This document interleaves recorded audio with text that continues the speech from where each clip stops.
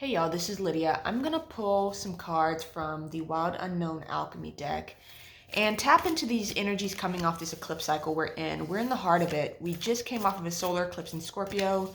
We're heading into a lunar eclipse on Uranus in Taurus in about 2 weeks. And there's a lot of information coming in. There's the main one I'm getting is to allow a lot of space right now. Definitely don't fill things in with things that don't really matter to you or things that you know isn't really serving you just because energies are uncomfortable, because I'm finding they're very uncomfortable, and my go-to is to try to fill it with scrolling or TV or just keeping busy. And by all means, if physical work for me is very grounding, so whatever is grounding for you, definitely use that as a way to ground yourself if you're feeling these unstable energies. But at the same time, be conscientious about how it's serving you and make sure it's something that actually produces more energy for you and not something that drags you down or perhaps even make the energies more uncomfortable because you're being called to do something and you're being avoidant, or fear is getting the best of you. A solar eclipse in Scorpio definitely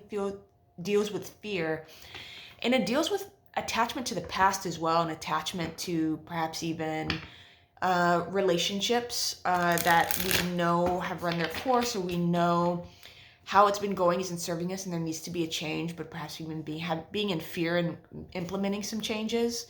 And this could be relationships to ourselves as well, and deep truths and what we actually value, and really standing by that and living by that and not worrying about what other people think, or perhaps even worrying about relationships vibrating out because we make these certain changes that we know we're being called to make. And that could be a source of discomfort as well if we're dragging our feet on making changes.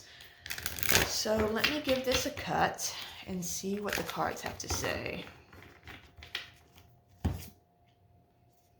Pluto, destruction energy, which is eclipse cycles, especially the lunar eclipse that we have coming up, which is a full moon on the north node, and which is an eclipse. So full moon energy is destruction energy, and this eclipse cycle is engaging Pluto. So we're being called right now to definitely be honest about what's crumbling away, what's asking to be let go of, to be detached from, and to draw some lines. And these are personal lines. These are personal lines that are going to play out in our physical reality. Boundaries perhaps we know we need to set with ourselves, which ultimately is also going to involve setting boundaries with others and teaching others how to treat us, is what I'm getting off this card as well. And the 10 card, to do so sustainably, to not bite off more than we can chew, and also nip the bud on anything that might be overwhelming us. If you're feeling overwhelmed with these energies, again, allow a lot of space right now. Don't be filling up space just because it's uncomfortable. But a recurring advice I've been getting in my own spiritual practice is the breath, and following the breath and being present, and really being honest about where my mind is going as well, and to when I feel myself going off into mental cycles that aren't serving me, to bring myself back through the breath and being present. So the 10 is a beautiful card. It is dealing with growth and expansion, but to do so sustainably, to not overdo it. You have the Jupiter here, so expansion energy, but not to take it too far, not to take on more than we're ready right now. Because we can also be getting off this eclipse cycle, because it's in Taurus and Scorpio. It's a very creative energy and it's a very abundant energy. And perhaps we're feeling that something is around the corner that's big and beautiful, and we really want to jump into it, but we're being called to do so in a step-by-step sort of way, and to not hit the ground running in a way that'll ultimately lead to us being overwhelmed, breaking down, and perhaps even disappointing ourselves and having too high of expectations as well. This is about being present and being really in our hearts about what we can take on and what we can't right now, and to allow things to play out in a natural way.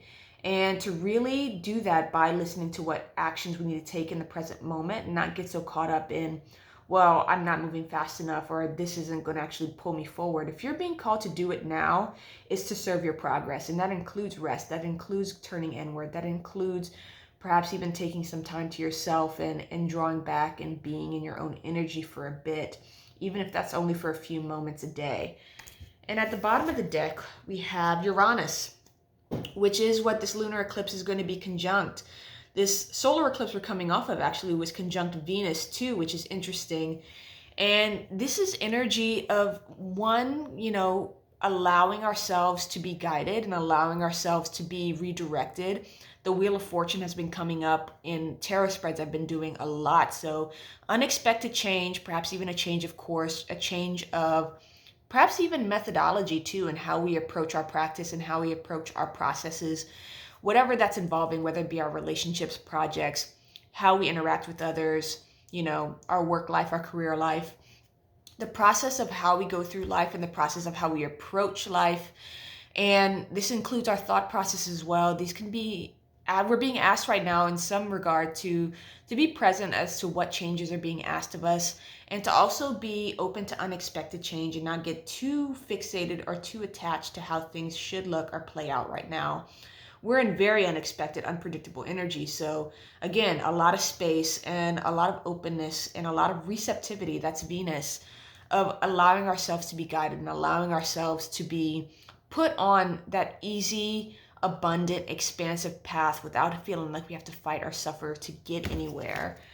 And one more, Winter, which is a renewal energy. This is about going in and turning in and really getting clear too on our values and what we want, and really planting those seeds in the energetic sphere before we move on it and take action on it in the outside world. And this is a master level skill. It's really working with the energies first and not getting too caught up in I have to rush or I have to make something happen. This isn't about making something happen. This is about allowing things to happen, and allowing things to happen through being present, through listening, and through taking action that feels right, that we're being guided to take, and not getting so caught up in this old world idea of you got to fake it to make it, or you have to force things, or really, work hard to make something grand happen. This is about really honoring how we're guided, honoring the present moment, and really also experimenting with working with the energies and seeing how that can work for us. And let's pull one more to wrap it up. The peacock's tail, so blossoming through that. And you can see in the background too here, there's like a pine forest, and pine trees are evergreens. They stay green through the winter, and they do also represent this fertility that happens in the winter that isn't necessarily seen. And so really honor, if you're being pulled back, if you're being pulled inward, don't get too caught up in why I need to be doing things. Really honor it, because this is ultimately going to lead to a propelling forward and a really blossoming out in divine timing, which is so much easier than fighting where we're being called and being in resistance to what our bodies are asking for us right now. So honor your body, honor what it's asking of you, knowing that it's ultimately going to lead to a blossoming, to things happening in a way that is unexpected, and things progressing in a way that's unexpected, but also very beautiful. So I hope this message resonates. I'm sending love and wishing you well. Bye.